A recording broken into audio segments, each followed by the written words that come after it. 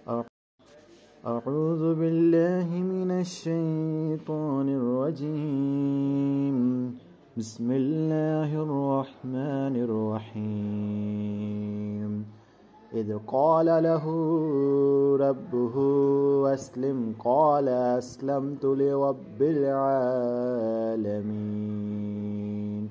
صدق الله العظيم۔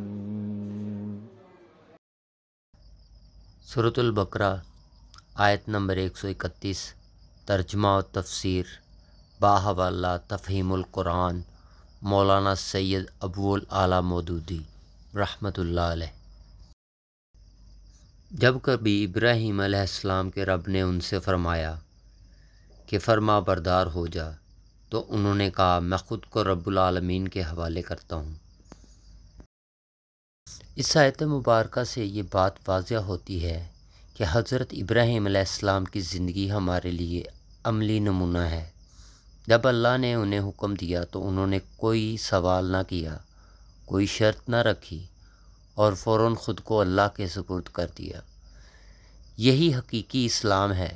اپنی مرضی کو اللہ کی مرضی کے تابع کر دینا چاہیے، چاہے جیسے بھی حالات ہوں۔